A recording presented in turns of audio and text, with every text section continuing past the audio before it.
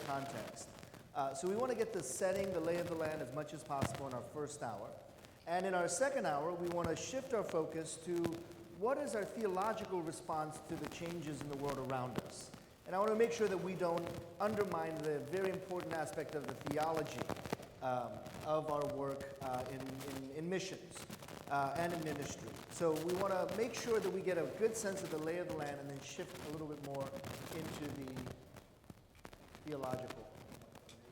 Is it? Yeah.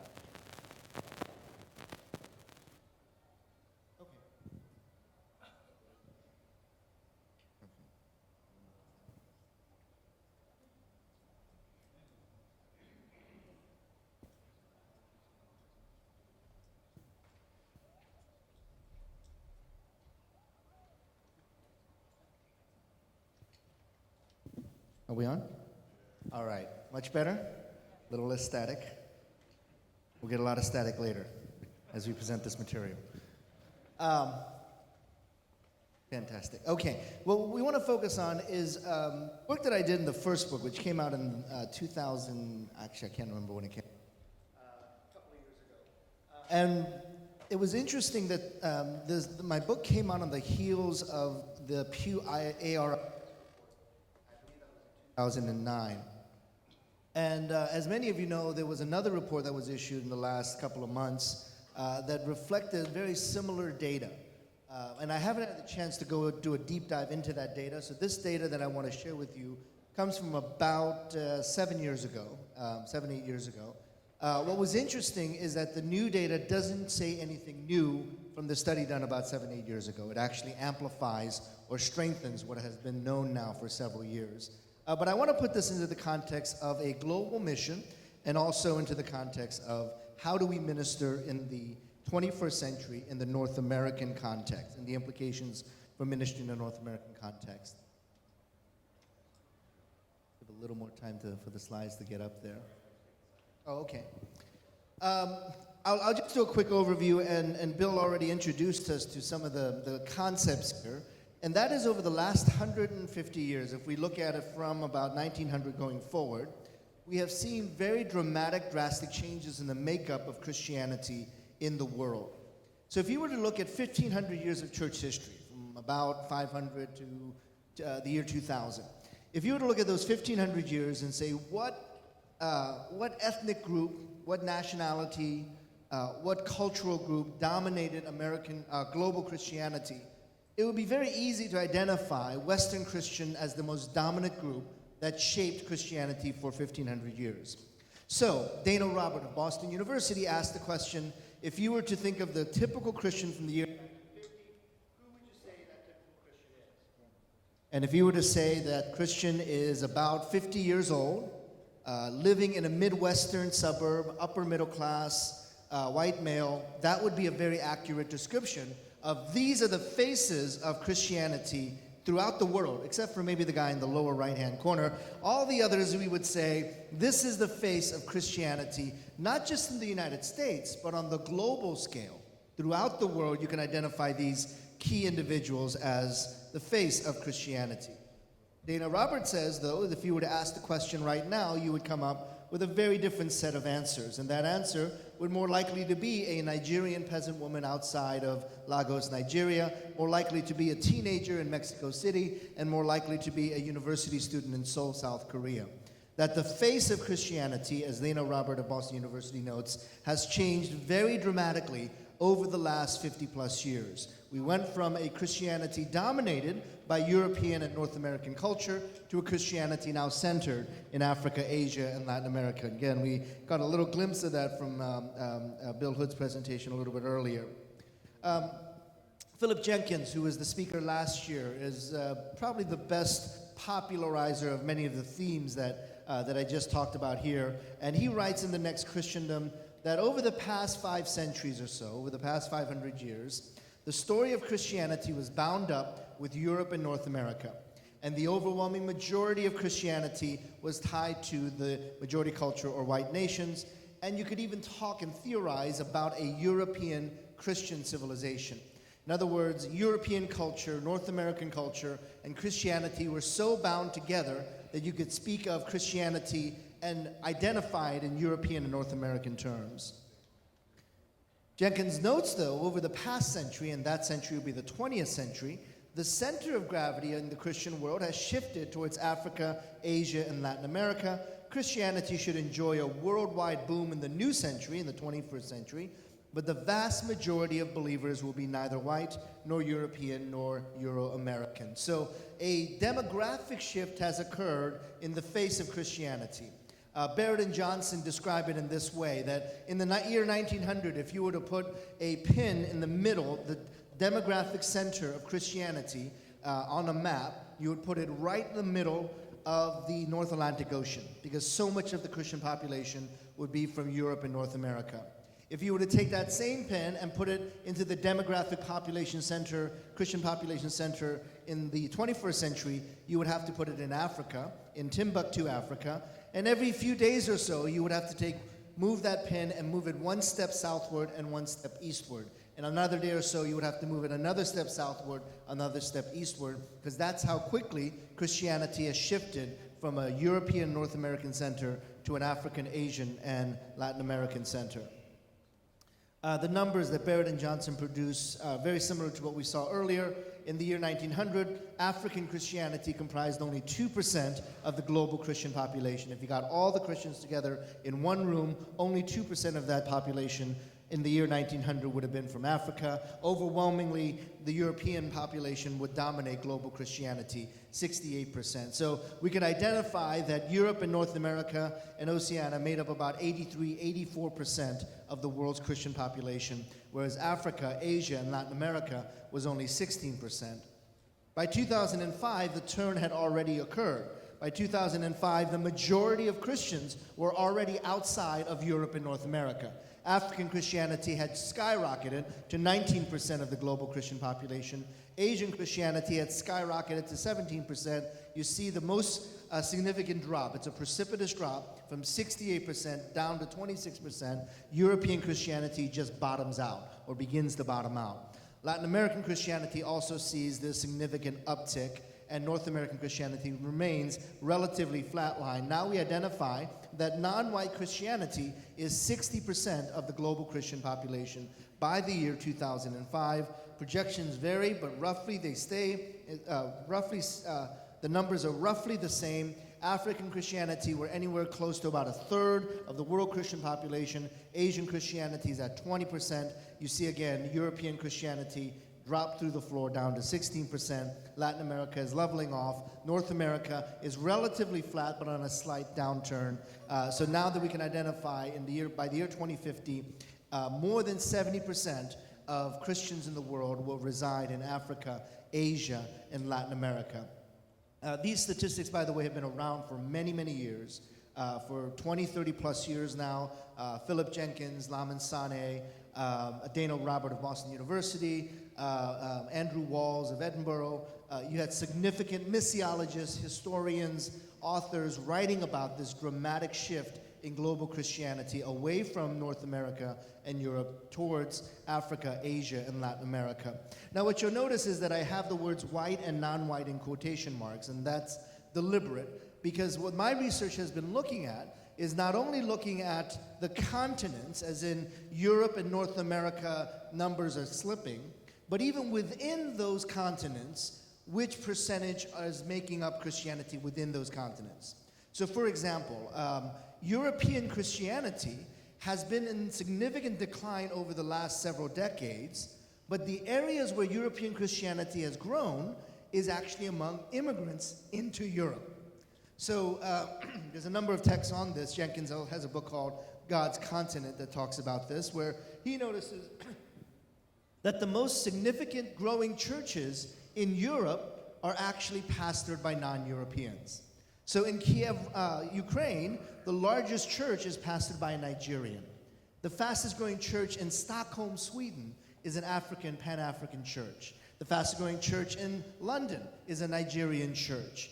You're seeing these patterns not just in Africa, but now the African diaspora is making significant impacts in continents like Europe, where the vibrant Christianity is not found among the European natives, but it's actually found among the immigrant communities that are moving into cities like London, Paris, etc. Well, having examined that, we want to take a look then at how that has influenced American or North American, or particularly US Christianity. That the same patterns that you see in Europe, we're actually seeing in much more significant numbers, so that even though North America we can identify as 12% of the world Christian population, of that 12%, that there's a significant percentage of that group that is of non-European descent. So, I want to talk about the shift in American Christianity and American evangelicalism. In 1965, the Immigration Reform Act was passed by Congress. It changed the face of immigration. Now, we still have, most people still don't understand that we still have a quota system in the United States that limits the number of immigrants. Throughout history, we've had significant limitations on immigration, and that's been the case even to this day. We have limitations and guidelines and quotas on the number of immigrants the U.S. will take. But prior to 1965, those quotas were actually very strongly racially driven, and there were significant legal actions taken in order to keep out certain immigrants from the United States. So the first of these was something called the Chinese Exclusion Act. 50 cents to anybody who can guess what that did. Yes, it excluded Chinese people. It was a very clear law that said, we'll take immigrants, but we won't take Chinese immigrants. There was also something called the Gentleman's Agreement between the US and Japan. And the US said to Japan, we'll take your immigrants, we'll take immigrants from Japan, but we expect them to be medical doctors, professors, PhDs. They have to have a certain amount of professional skills before we accept them into the United States. So prior to 1965, there were very severe restrictions and limitations on who could come into the US. And so prior to 1965, it significantly favored European immigration. And if you look at the numbers prior to 65, the overwhelming majority of immigrants are coming from Europe. That changes in 1965. The Immigration Reform Act doesn't change the quota system. The quota system is still there, meaning there's still a limit on the X number of immigrants that we will receive as a nation.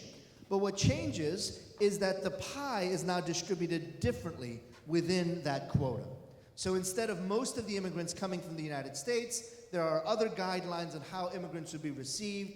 Family members are now accepted, certain circumstances are now allowed, and so the shift occurs from 1965 forward that there are more and more immigrants coming from Africa, Asia, and Latin America, but particularly from Asia and Latin America. So if you look at the history of immigration up until 1965, you see clearly that immigration is defined by European immigration. Post-1965, you see that immigration now more and more defined by Asian, Latin American, and some African immigration. The U.S.'s ethnic character, therefore, begins to change. It becomes less European, less white, with all that it implies for religious and cultural patterns. So the change, then, is evident in our census projections. By 2008, 7-8 years ago, we already had the third of the U.S. population be of non-European descent. Now, in certain urban centers like Southern California, Northern California, Chicago, Houston, New York City, Washington, D.C., you can kind of go on and down the list of the 10 major urban centers in the U.S., that number is way over 50%. But if you look at the nation as a whole, at least a third of our U.S. population is now of non-European descent by the year 2008. This is a very significant number. By the year 2011, the birth rate had crossed a major threshold. 50% of all births in America were now of non-European descent. This is an important number because kids get born and kids grow up. I have 2 kids. This is the pattern. You have kids, they don't stay babies, they actually start growing up. I have a teenage daughter. I know this better than anybody in this room because I have a teenage daughter. Kids don't stay little babies. And so those kids who were born in 2011 are going to become adults. They're going to become teenagers. They're going to become adults. And so you have this trajectory that this birth rate determines the future generation. That's pretty self-evident. to the point that by 2023, which is, 8 years away, half of our children, if you got all the U.S. Citizens under the age of 18 together, half of them would be of non-European descent. And that's only 8 years away. So we are looking at a nation that is in a very rapid trajectory towards diversity. And in fact, that's in many of the urban centers, that's already here. Now, what's significant about these two numbers, that the birth rate in the U.S. by 2011 had already crossed that threshold. That number will only get larger, would not actually go down. It's not going below the 50% minority threshold. And the number of children by 2023 being 50% minorities, those two significant numbers point to a very important reality on the immigration debate. The browning of America is not based upon immigration, it is based upon birth rates. So there are some individuals in our government and in our media who are saying we need to stop immigration because we want America to stay a white nation, a majority white nation. So that's out there. That narrative is out there in some academic circles. It's out there in political circles for sure, and it's certainly out there in the political pundits in the media, saying we want to prevent the browning of America. We want to prevent America becoming majority non-white. The problem with that is that the browning of America, the majority of non-whites becoming in the U.S. is not tied to immigration patterns. It is tied to birth rates. It is tied to birth rate patterns, and that you're not going to change. Not even the most extreme pundit is saying we need to start killing children off. At least as far as I know, nobody said that to me. Because since we're not doing that, this number is going to continue to go up higher and higher and higher. We are going to have a nation by the year 2042, somewhere in the decade of 2040s. 2042, 2050, the projections vary. Somewhere in the decade of the 2040s, the entire US population will be more than 50% ethnic minorities. And this is, again, not a probability. This is probably a done deal already. We're probably dealing with the fact that this is not going to change, mainly because the birth rates cross the threshold and then the number of children who cross the threshold. Now, just one kind of side item here, because I do get the real privilege of speaking at many Christian colleges. And there's a pattern that I've noticed that when I speak about these numbers, there's a lot of anxiety and nervousness exhibited by the school administrators of Christian colleges. And I notice this because when I go to Christian colleges, and they're kind of all over, in Southern California, in the Midwest, in the South, I've noticed that, and I talk to the admissions officers, I talk to the school's leadership, and they're dealing with a very powerful reality. And that is 10 years ago, their school had 2,000 students. They were 98% white, but they had 2,000 students. Last year, that number was down to about 500. So you are seeing this decline of these Christian colleges. That 10, 20 years ago, they had this robust enrollment, 2,000 students in the middle of nowhere, mostly white evangelicals, 98 to 99%. That percentage doesn't change. So they're still at 98, 99% white, but their enrollment now is down from 2,000 down to about 500.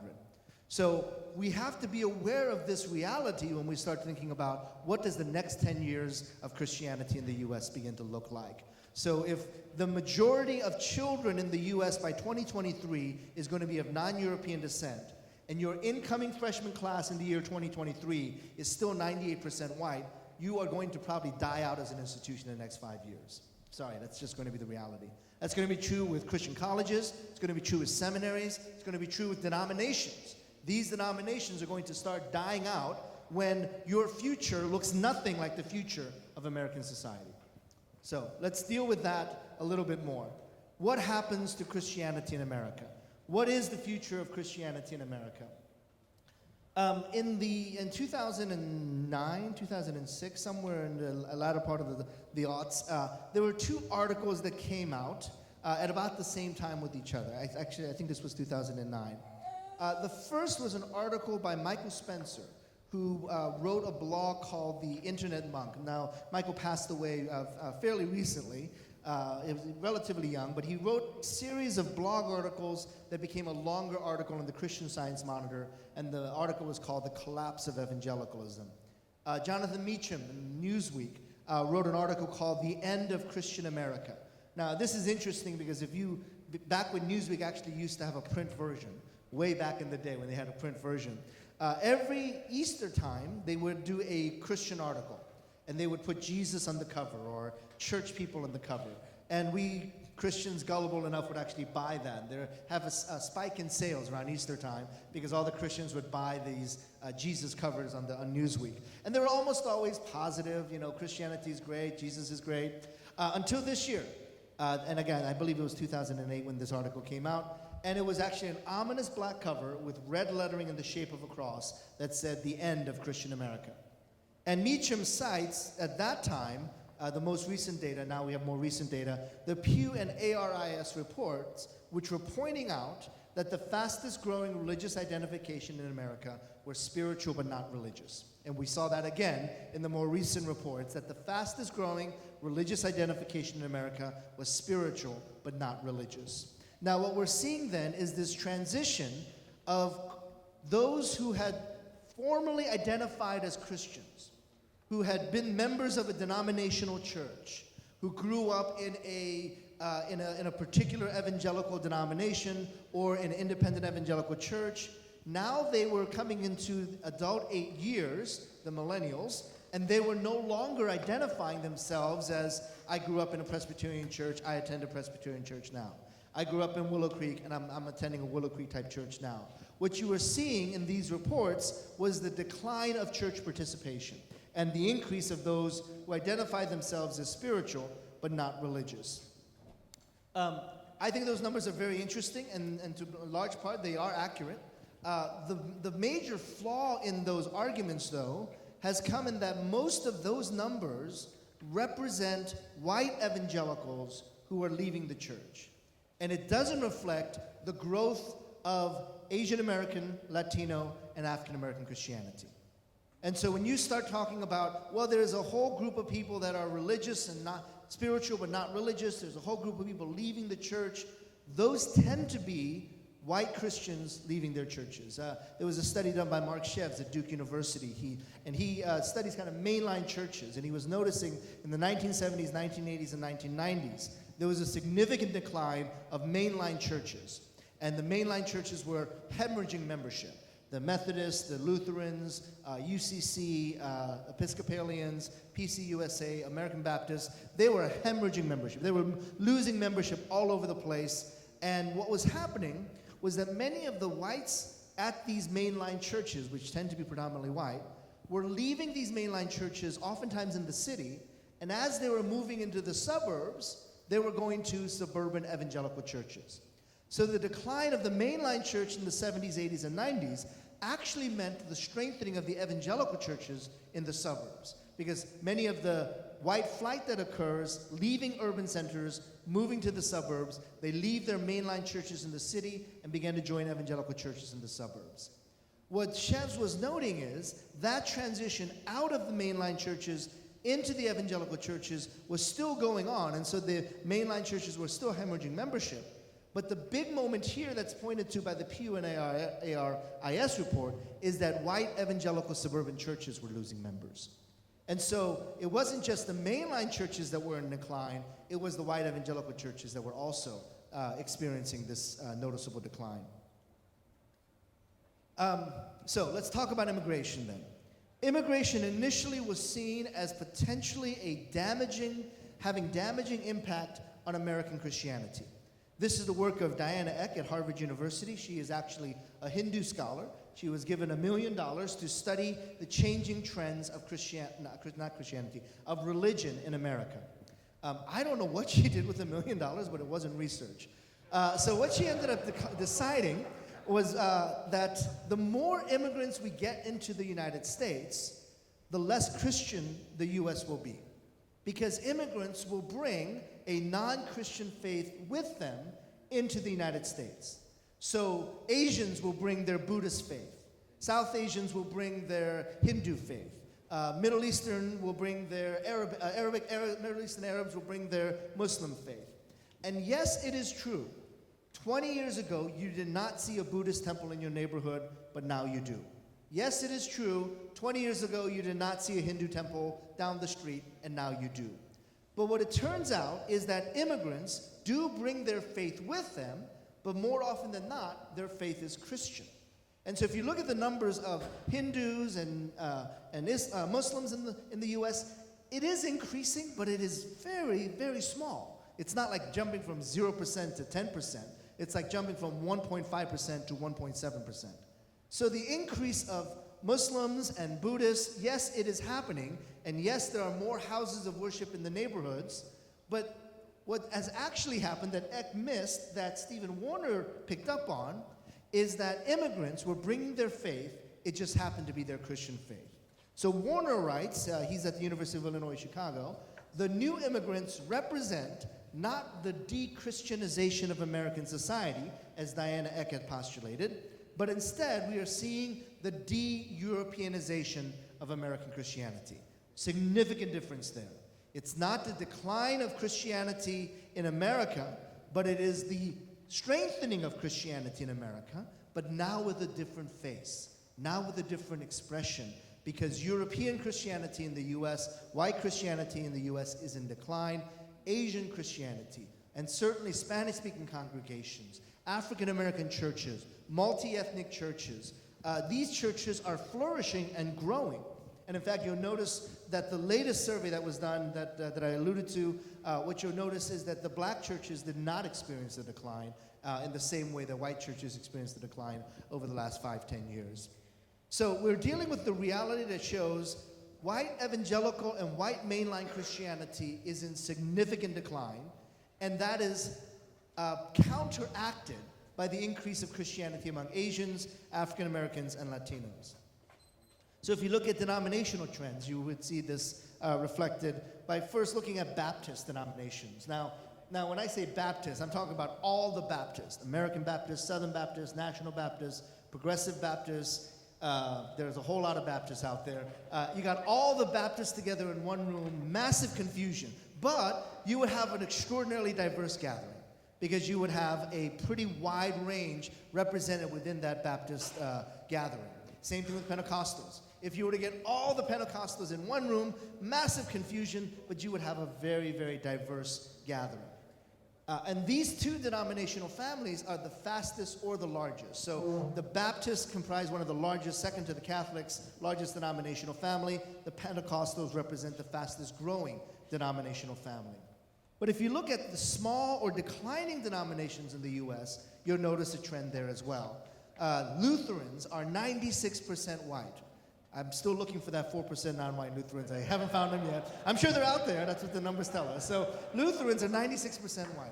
Congregational UCC, 89% white. Episcopalian Anglican, 89% white. What we're looking at are churches and denominational families that tend to be predominantly or overwhelmingly white are the smaller and declining denominations in the United States. So these are the trends that we're seeing. I'm part of the Evangelical Covenant Church denomination, a relatively small denomination that transitioned from being a Swedish free church Lutheran Swedish church that came out of the state church, and it was overwhelmingly Swedish about 20, 30 years ago. There was probably some talk that this was probably dying out because it was not being passed on to second generation and third generation Swedes. So the denomination made a very significant effort 15, 20 years ago to attract especially young minority pastors, African American, Latino, and Asian American pastors, and to be intentional about planting multi-ethnic churches. And the denomination 25 years ago was probably 99% white, out of that 99% Swedish. Currently, I believe we're about 25% non-white in our denomination. So in about 25 years, it transitioned significantly. But it is also, I mentioned this because it is also one of a relatively small denomination. It's also one of the fastest growing denominations. In fact, I believe the Pacific Southwest Conference of our denomination, just that conference alone, which is California essentially, is larger than what the entire denomination was 15 years ago. So just one conference is now larger than the entire denomination. And most of that, especially in Southern California, has been ethnic minority immigrant churches growing in that context. All right. I'm sorry, 10:30 is our break? Okay. I want to go for about another 10, 15 minutes, and let's open it up for some question and answer. I'm just going to go over these relatively briefly. This is kind of an affirmation of what we've already talked about. These numbers were generated by Dave Olson. He's from the Evangelical Covenant Church. These were done in 2005, actually 2006. They're not going to tell us anything new, even with new research in the last 10 years. The trends are very much the same. The far right column that you see with the high bars, that's the total percentage of Christians who attend church on a typical Sunday. And if you haven't had a chance to read Dave's book, The American Church in Crisis, he's tracking this trend. The purple bar there shows average church attendance in 1990 at 20.4%. And then the steady decline by the year 2005 to the light blue bar down to 17.5%. So you're seeing within a 15-year time frame a very noticeable decline of evangelical church participation, or actually church participation. Now, the first thing to note is that the 20.4% that you see here, 24.4% of the U.S. population attending church, the first thing that Dave also notes is that that felt really low. Because around that time, in 1990, in the decade of the 90s, people were saying through Gallup polls, through Pew polls, and through all these other, I can't remember the names of these polls. There's several polls that pointed out that anywhere from 40 to 60% of Americans were attending church on a typical Sunday. And the numbers in the 1990s clearly indicated about half of the U.S. were attending church. Dave Olson said that, well, I drive to church on a Sunday morning, and it's very clear that half of the U.S. population is not out on the roads on a Sunday morning. And if they are, they're going to a sports venue, or they're going to the mall. They're not going to church. And so he was asking the question, why are these numbers so off? Why does it seem like clearly less than 50% in the 1990s were going to church? And sociologists now have something to identify this, to clearly say why this is the case. It's something called the halo effect. And the halo effect that Olson describes is the fact that people will not lie about who they voted for, but they will lie about whether they went to church or not. So if you call them and said, hey, who did you vote for in the last election? All the pollsters usually get it very close, but within 1 or 2 percentage points, they're able to target, okay, we have this number of people voting for this person, this number of persons. So they don't lie about who they vote for. But if you call them and say, hey, were you at church on Sunday? They'll say, yeah, sure, I was at church on Sunday, even though they were nowhere near church. So they were lying by a significant number. So what Olson said is you can't trust people to tell the truth about whether they went to church or not, because they'll lie to you on these phone surveys. So what they did is they said, what Olson did is, let's look not only at the phone calls that we make, but let's look at actual church attendance. Let's go to the churches and ask them, how many people were in your church on Sunday? Let's go to the denomination and say, how many people typically attend your church? So I believe that those numbers are also slightly inflated, because I was a pastor for 15 years. And when my denomination asked me to write the number of people at church on Sunday, and they said, and I had 298 people at church on Sunday, I say, well, 300 is a good number, because Father, Son, Holy Spirit were also in attendance, so it's not 298. I always wrote down a little bit higher than what was there. So even those numbers are probably slightly inflated, but even with that, we're finding a relatively low percentage of those who are attending church on a typical Sunday. So it was showing that only 20% of the U.S. population were actually in church, and that number begins to decline over a 15-year time period, down to 17.5%. What was interesting to me, though, is, as I mentioned earlier, the mainline churches have been declining in membership very significantly. You'll see in 1900 about 4%, and the number goes down to about 3%. So you say, well, that's only a 1% drop in a 15-year time period.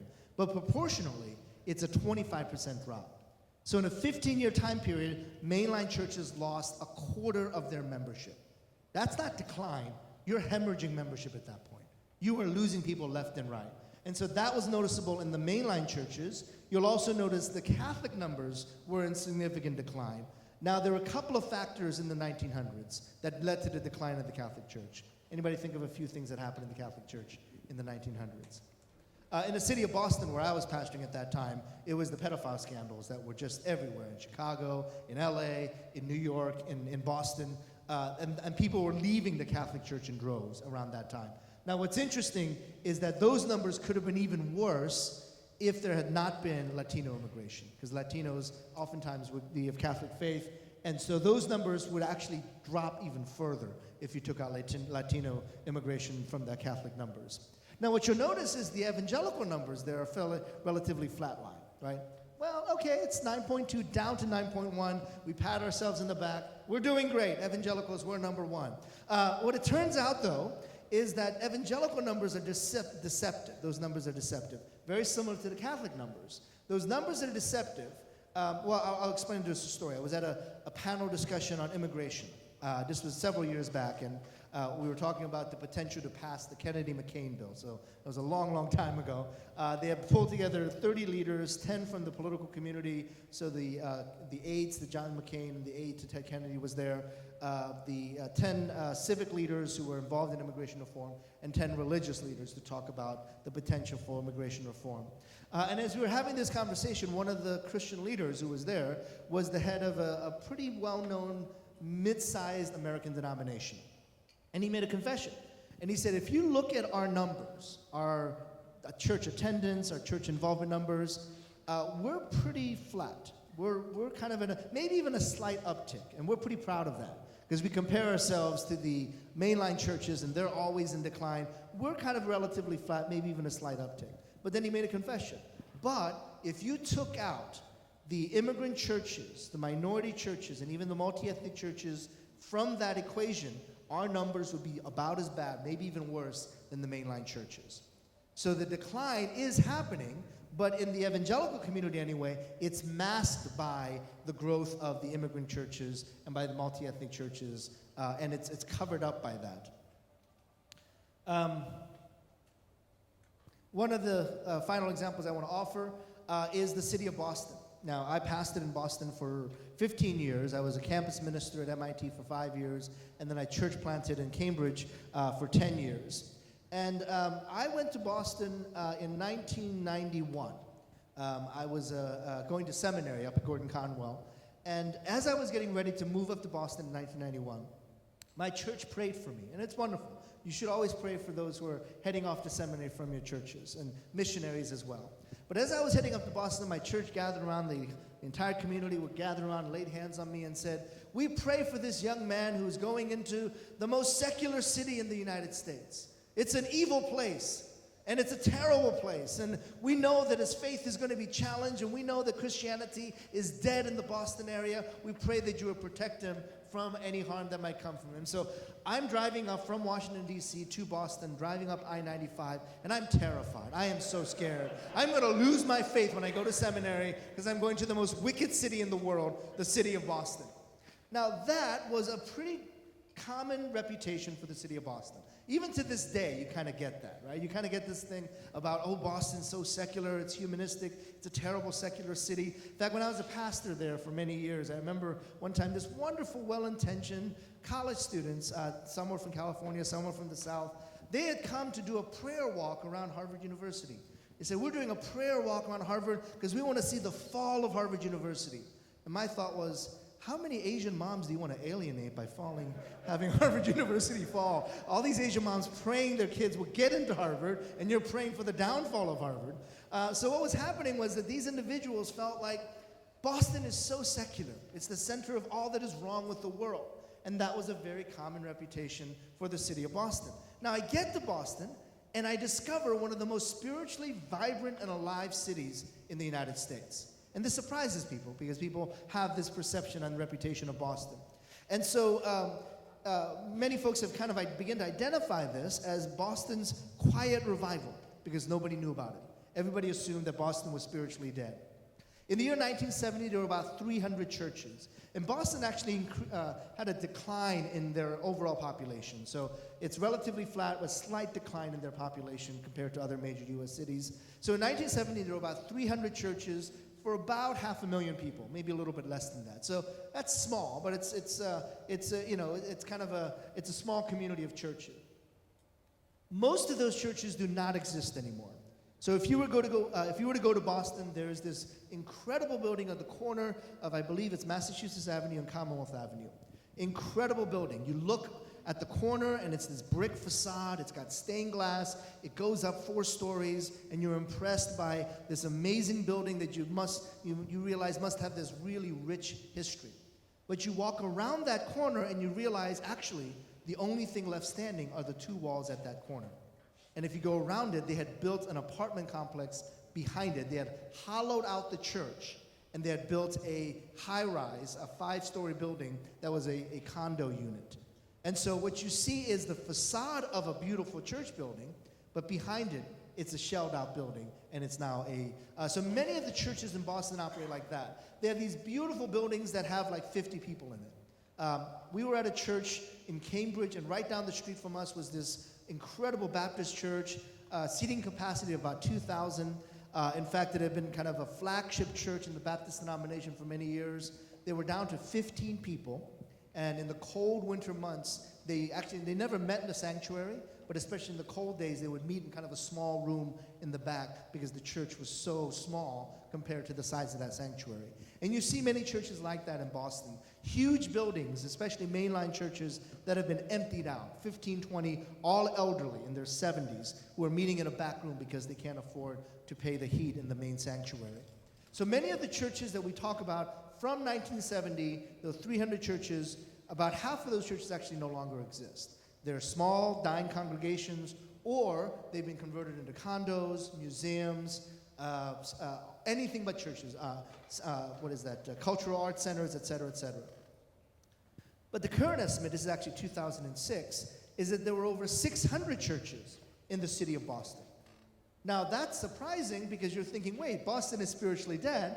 How do you have a net gain of 300 churches? So if you actually look at the number of churches that have closed, it's actually 450 new churches that started in about a 35-year time period. Now, most of those churches are in the ethnic and immigrant communities, and over half of those churches hold services in a language other than English. Let's take another slice of this. Between the year 2001 and 2006, 98 new churches were planted. That's almost 100 churches. So if you think about a denomination of 500,000 people, and you were able to plant 100 new churches out of that denomination in a 6-year time period, 6-7-year time period, you would be doing cartwheels. You would say, this is the greatest thing we've done as a denomination, to plant 100 new churches in a population of 500,000 people in only a 7-year time period. Again, nobody knows about this because it's taking place in Boston and because these churches are not in the Anglo community. So there was a survey done of these 98 new churches. 76 churches responded to this survey, and they responded to the question about the language of worship. And over half of those churches that responded showed that they had a service in a language other than English. Now, what about those other 22? Well, the survey was done in English. That's why they didn't respond to that survey. So we're talking about at least half, probably more than half. And this also does not account for English-speaking congregations that are non-Anglo. So Asian congregations that have services in English, African-American churches, and Caribbean churches, Spanish-speaking congregation that transition from a Spanish language service to a more English service into the 2nd and 3rd generation. So the clear majority of churches and church plants in the Boston area are those with language outside of English, but also those who are not of Anglo descent. So many churches are starting in Boston, but they tend to start in multi-ethnic and ethnic-specific communities. So the new immigrants in Christianity means that we need to start thinking of Christianity not as a white person's religion in the United States, but that we are increasingly people of color, and that is going to happen at a faster trajectory in the U.S. church than it is happening in U.S. society. So this is one of the very few times that the American church will be ahead of society. Society will actually move at a slower rate. It is moving in that direction. By 2042, the majority of all Christians, majority of all Americans will be of non-European descent. Before that, the majority of American Christians will be of non-European descent.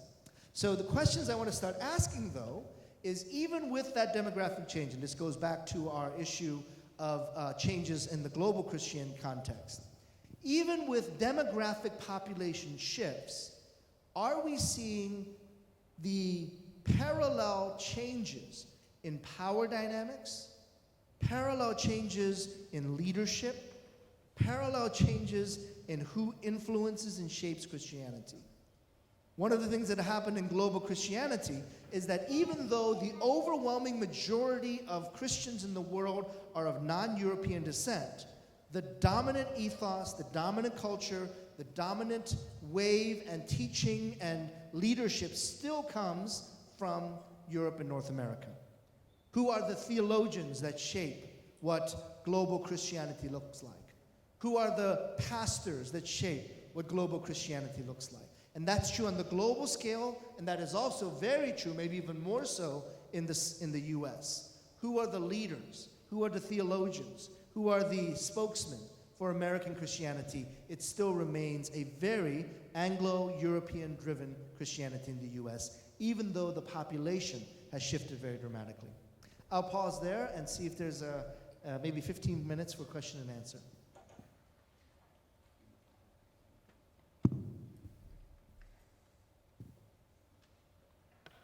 Can we get a microphone for anybody who wants to ask a question? I know I threw a lot of stuff out there, but I wanted to get this to have a little bit of the lay of the land. If any questions on clarification or questions about the content of the material, or even projection of what this means for us as a church in the U.S. Everyone's still. Yeah. Let me kind of help get started. Thank you. The question I wrote down was, when you think about the leadership with immigrant peoples, leaders within these churches, what are their greatest needs? Immigrant congregations. Yeah. What are their greatest, if they're the future and the present, what can the Church of the North be doing to receive, partner, empower what needs to happen there? Yeah, that's a great question. And it's an important question because we are seeing some significant changes in our American Christian context. I'm going to talk a little bit more about the second session, so we'll see if we can address it on a theological level of how the intersection of North American Christianity, that's been mostly European descent, intersects with non-North American Christianity, and what are the theological values that come out of that. I will say, though, that just kind of more in terms of experiential, many of the immigrant communities are dealing with second-generation issues. How do you transition from a first-generation immigrant, usually language-specific context, to a much more assimilated, quote-unquote, lack of a better phrase, Americanized second generation? So how does that transition occur? In any kind of history of immigration, you will consistently see that the second generation will consistently drop off in church attendance and involvement from the first generation. This was true of Italian Christians. This is true of any kind of ethnic group. You'll see that drop off. And you're seeing that now, for example, in the Korean church, where the first generation immigrant churches had about 70 to 77%, there are two different studies on this, 70 to 77% active church attendance by the immigrant Korean community. That's extraordinarily high, to have nearly 3/4 of the immigrant community typically regularly attend church. Now, no hard study has been done in the second generation, but we know that that number is significantly lower than that. So even the generational transition is an issue. One of the things that I think is interesting is trying to process this together across the racial boundaries. So at Trinity Divinity School hosted a gathering in conjunction with Fuller, hosted a gathering called HANA, the Hispanic Asian North American Conference. And it gathered together 100 leaders from about half from the Asian community, half from the Latino community, to talk about issues that were similar. And it was a fascinating gathering. Now, clearly there are some significant cultural differences between Hispanic Americans and Asian Americans. There are noticeable differences in cultural context and cultural and national and ethnic expression. But the generational dynamic of shifting from first to second generation actually meant that we had a lot of stories in common. And it was one of the most dynamic gatherings that I had been a part of, because we were talking, even though we were coming from very different cultural contexts, we had a lot of similar stories or experiences that we could share and strengthen each other's ministry. So those kind of gatherings are, I think, are places where we can also encourage to say, yeah, let's actually have some conversation between groups that typically might not intersect with one another, but let's support what Hispanic and Asian conversations are happening. Let's support what black-brown dialogues are happening. And let's give encouragement for minority and immigrant communities to have these conversations with each other as well.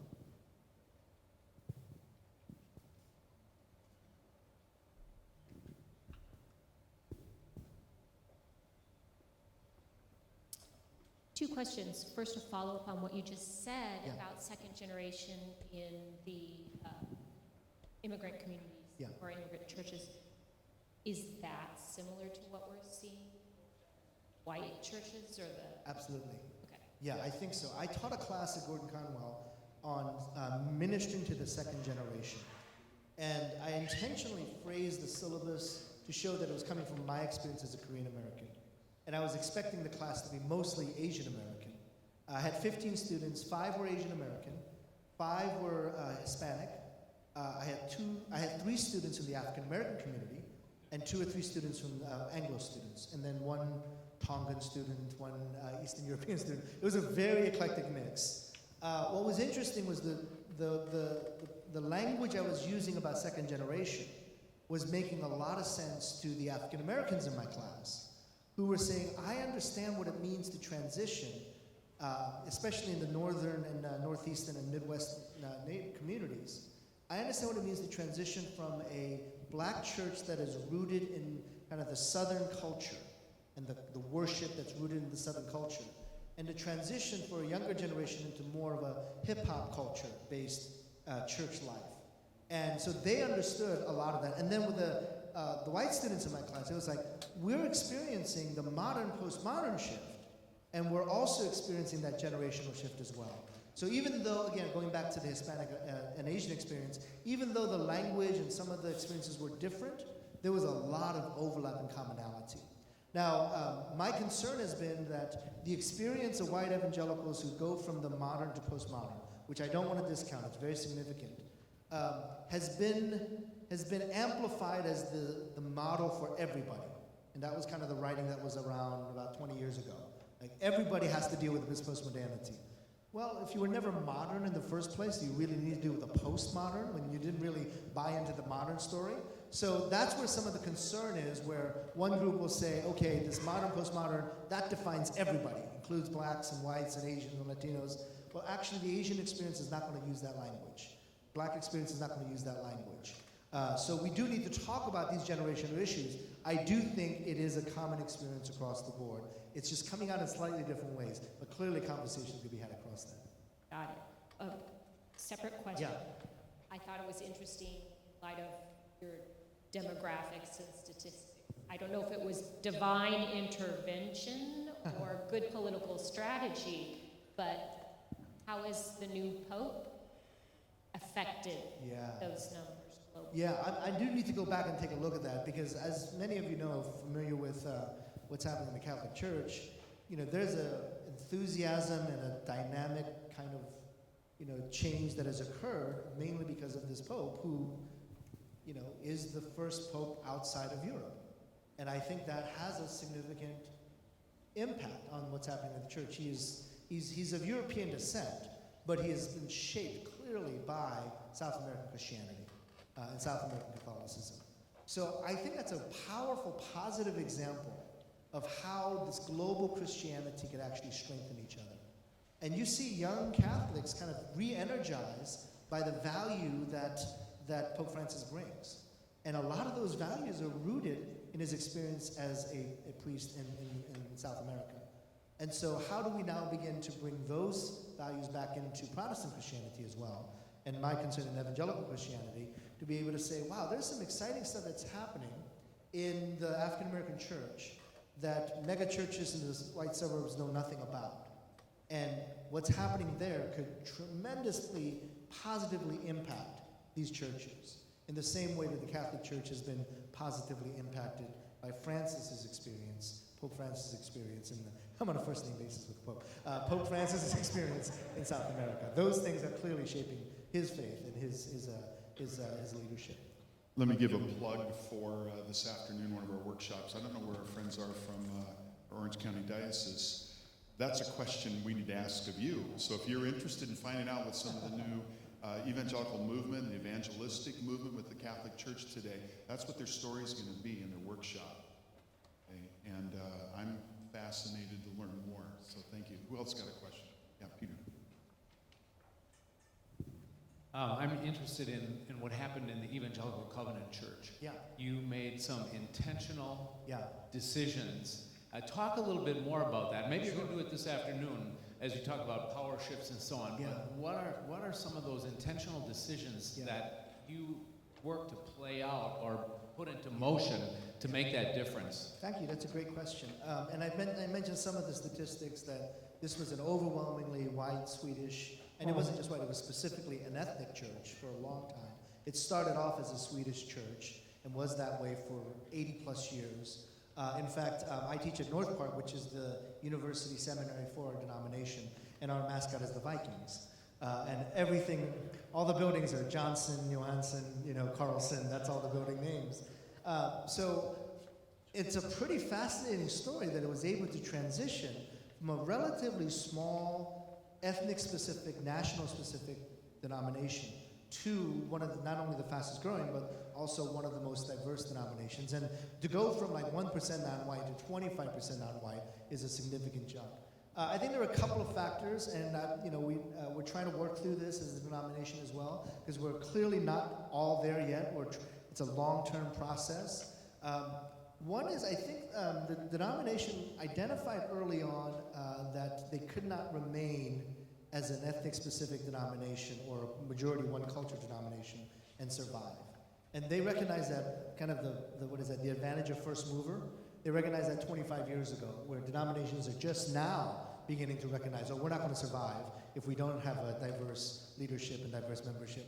And so the covenant got a little bit ahead of the curve on that one and was able to maybe be one of the first denominations that actually acknowledged the need for this and also began to draw people who were on the cutting edges of this. So if you see a lot of the diversity that was introduced to the denomination in the last 10, 15 years, they've been young minority pastors who were recruited to church plant.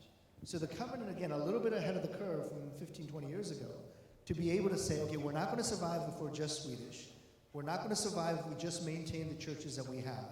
So let's look for church planters. Let's look for young churches, young leaders who are going to be a part of this movement.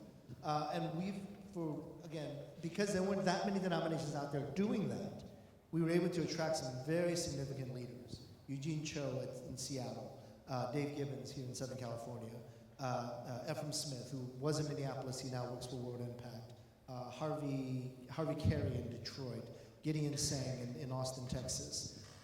If you ask around within Asian and African American circles, and to say who are the dynamic young leaders within our communities, we would identify many of them as covenant pastors. So the willingness to say very early on, we're going to have to make some changes and we're going to have to invest in the next generation.